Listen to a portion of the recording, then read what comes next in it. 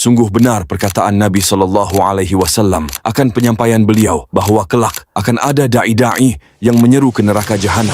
Kita lihat saja fakta yang begitu nyata, yang kini tersebar di sosial media. Kita hidup di zaman yang penuh kepintaran, tapi sayangnya minim kebenaran. Banyak yang bicara tentang jalan ke surga, padahal sedang mengantarkan kepada lubang dari azab neraka. Ada da'i-da'i yang dengan mudahnya berdusta atas nama Nabi agar banyak diikuti, disanjungi, dan dipercayai. Ada pula da'i-da'i yang bergantung pada nasab, padahal metode dakwahnya tak beradab. Semua itu nyata, fakta, dengan bukti yang ada, tanpa fitnah. Hal ini membuktikan bahwa Nabi SAW pernah berpesan dalam riwayat Imam Ahmad dari Khuzaifah bin Yaman, akan muncul da'i-da'i dari kalangan kita, berbahasa seperti kita, namun mengajak kepada kesesatan. Oleh karenanya, jangan hanya diam atau malah terjerumus ikut-ikutan. Azamkanlah untuk menuntut ilmu syar'i, yang di dalamnya disebutkan qala Allah dan qala Rasul, yang sesuai dengan apa yang dipahami sahabat, agar akidahmu selamat. Dan pahami tentang kebatilan terkadang diperlukan agar tak terjerumus dalam kesesatan. Menjadi seorang muslim bukan hanya tentang belajar kebaikan dan kebenaran saja, tapi juga menyingkap kebatilan,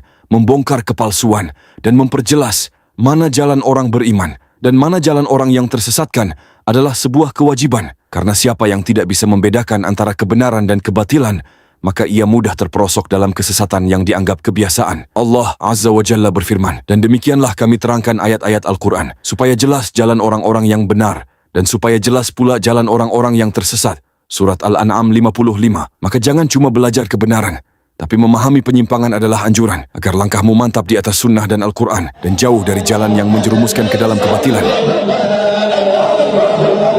Dan salah satu contoh merebaknya da'i-da'i penyeru ke dalam api neraka jahanam adalah merebaknya da'i-da'i wanita yang tampil di hadapan para pria.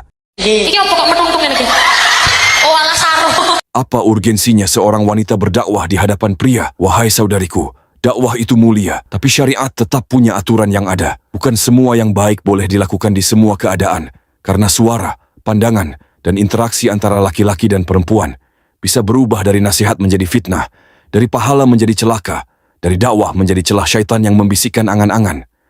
Maka syariat mengajarkan wanita berdakwah kepada wanita, pria berdakwah kepada pria, agar dakwah tetap jernih, agar hati tetap bersih, agar tujuan tak dikotori hawa nafsu yang berbisik lirih. Rasulullah SAW bersabda, kedua mata itu berzina, dan zinanya dengan memandang yang haram. Telinga berzina dengan mendengarkan yang haram. Lisan berzina dengan ucapan yang haram. Tangan berzina dengan memegang. Kaki berzina dengan melangkah. Hati berkeinginan dengan berangan-angan. Dan kemaluanlah yang membenarkan atau mendustakannya. Hadis sahih riwayat Imam Muslim. Maka wahai saudariku, berdakwahlah dengan kehormatan, di ruang yang tepat, di lingkungan yang aman, agar dakwahmu jadi keberkahan, bukan godaan, bukan cobaan, tapi kebaikan yang mengalirkan ketenangan.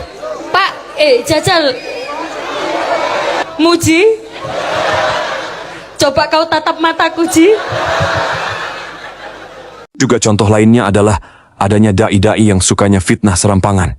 Sebetulnya orang yang mengatakan Allah di atas arsy ini gimana sikap Ahlussunnah? Nah, jadi begini, orang yang punya pandangan, punya akidah bahwa Allah ada di atas arsy, ini oleh Ahlussunnah dianggap dikatakan jihawiyin. Jihawi. Karena ada punya arah begitu. Nah, orang yang seperti ini menurut ulama Ahlussunnah itu kategorinya sesat dan menyesatkan. Begitu mudahnya mereka memvonis orang lain sesat dan menyesatkan. Berikut adalah pandangan dari tokoh ormas di tanah air tentang di mana Allah. Jangan juga mengatakan Allah ada di mana-mana, kurang tepat. Kalau ditanya Allah ada di mana, Allah bersemayam di atas arsy, sudah begitu saja. Arsy bagaimana? Pasti kita tidak bisa menjangkau. Karena kalau Allah berada di suatu tempat, maka tempat itu lebih besar daripada Allah. Tapi kita sudah cukup apa yang dikatakan dalam Al-Quran, dalam surat Al-Hadid, tsummastawa 'alal arsy, kemudian dia bersemayam di atas arsy. Allah setelah menciptakan bumi langit ini kemudian tsummastawa 'alal arsy, bersemayam di atas arsy. Itu pernyataan Allah SWT sendiri dalam Al-Quran. Tidak usah kita musuh iya tuh, tidak usah. Allah SWT ada di mana? Pernyataan Allah SWT menyatakan tsummastawa 'alal arsy. Wis ngono lah. Gimana caranya? Wis enggak usah takok akeh. Allah Maha melihat, Allah Maha mendengar, tidak ada yang protes. Tapi ketika disebut Allah Ar-Rahman 'alal arsy istawa, bahwasanya Ar-Rahman beristiwa pada arsy-Nya, kemudian orang protes. Maka ini pilih-pilih dalam memahami ayat. Kalau Allah butuh arsy. Yang menyebutkan Ar-Rahman alal arsy istawa itu bukan kita manusia, tetapi yang mengucap itu adalah firman-Nya. Dan ada banyak tempat di dalam Al-Quran yang menjelaskan tentang Ar-Rahman alal arsy istawa. Inna rabbakumullahu alladzi khalaqas samawati wal arda fi sittati ayyam tsumma istawa alal arsy. Ayat-ayat serupa itu cukup banyak. Maka sama sebagaimana ketika kita mengimani Allah Maha mendengar, Allah Maha melihat, kita juga mengimani bahwasanya Allah istiwa pada arsy-Nya. Diimani saja atas apa yang difirmankan oleh Allah bahwa Allah beristiwa pada arsy-Nya. Pemahaman kita tidak akan bisa menjangkau sesuatu yang terkait dengan Allah Subhanahu wa taala. Demikian pula ketika kita berdoa kepada Allah, maka hilangkan semua logika. Yakini innallaha ala kulli syai'in qadir. Allah Maha kuasa atas segala sesuatu. Ketika kita kemudian menggunakan logika dalam berdoa, wah tidak mungkin deh kayaknya. Nah, repot. Yakin saja Allah Lalu, Maha kuasa atas apakah segala. mereka sesat? Mana? Tunjukkan saya. Nggak ada. Dia kalau berkuasa, apa yang dilakukan? Kalau dia punya kekuasaan, apa yang akan dilakukan? Ketika dia berkuasa, ada muazzin sebelum azan, innallaha wa malaikatahu. Innallaha wa malaikatahu yusholluna 'alan nabi. Dilarangnya. Jangan baca innallaha wa malaikatahu. Bid'ah. Yang azan ini buta. Setiap azan dia innallah, dipancung kepalanya. Pernyataan yang jahat dari seorang ustadz syubhat.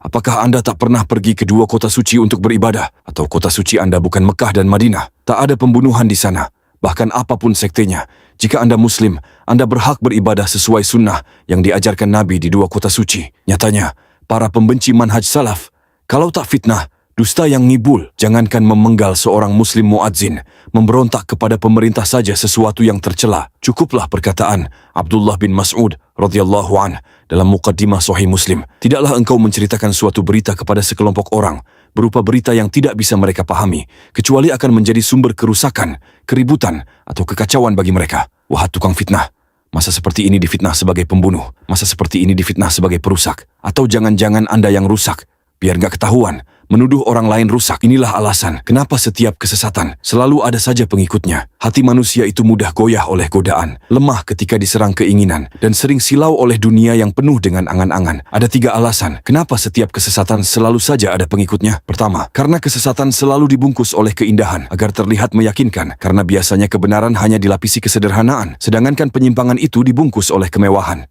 Karena kebenaran yang tak terorganisir akan dikalahkan oleh kebatilan yang terorganisir. Kedua, banyak manusia lebih memilih ikut-ikutan dari apa yang nampak dari kebanyakan orang, tanpa memeriksa, mendalami, dan mencermati dengan ilmu. Cukup ikuti tokohnya, cukup percayai ceritanya, tak perlu dalil. Yang penting terlihat baik di mata publik. Padahal Namrud, Fir'aun, dan Qorun yang sesat saja bisa terlihat baik di mata pengikutnya. Ketiga, hati manusia yang kosong akan mencari tempat sandaran. Jika hati tak diisi dengan ilmu, ia akan diisi dengan ilusi. Jika tidak berjalan bersama ulama, ia akan terseret oleh orang-orang yang pandai bicara. Karena itulah Allah Azza wa Jalla berfirman, jika kamu mengikuti kebanyakan manusia di muka bumi, niscaya mereka akan menyesatkanmu dari jalan Allah. Surah Al-An'am ayat 116.